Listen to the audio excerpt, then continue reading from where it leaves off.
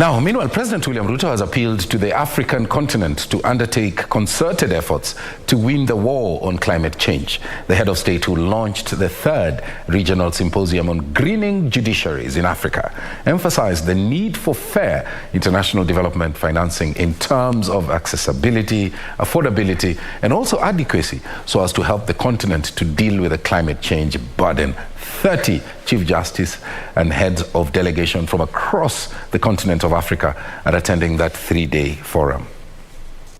Three-day third Greening Judiciaries Symposium, theme strengthening the role of the judiciary in addressing climate change, has kicked off in earnest in the capital, Nairobi.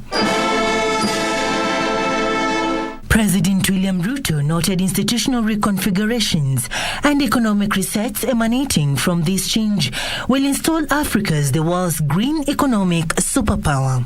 We are not saying we want an international financial system that is favorable to Africa. No. We want an international financial system that is fair to everybody. Having a fair international financial system is not asking for too much. The head of state further challenged the judiciary to develop a polluter pays principle in compliance with the United Nations General Assembly resolution that calls for the world's biggest emitters to take responsibility of their actions. The first reason is the fact that Africa is by far the least polluting continent, yet it is by far the most adversely affected by climate change. The brunt of these adverse effects and impacts has been borne by vulnerable African population. President Ruto's sentiments were echoed by Kenya's Chief Justice Martha Koome, the chairperson Africa Judicial Education Network on Environmental Law, and the Assistant Secretary General UNEP Elizabeth Mrema. Within this context, that our courts must play a decisive role in driving the adaptation, mitigation, and resilience building efforts required to combat climate change. Judges must be adequately capacitated to adjudicate complex climate change disputes. As the world regrettably crosses the 1.5 degrees centigrade limit of global warming,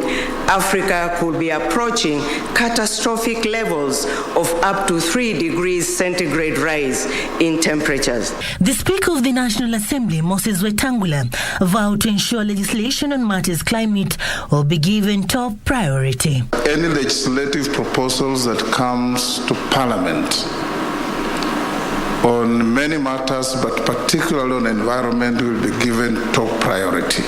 Kenya is committed towards planting 15 billion trees to achieve 30% forest cover by 2032. After the third symposium in Nairobi, all of us in the judiciary in Africa will be expected to think green, to think climate change. The regional symposia on greening judiciaries in Africa are organized by the Africa Judicial Education Network on Environmental Law.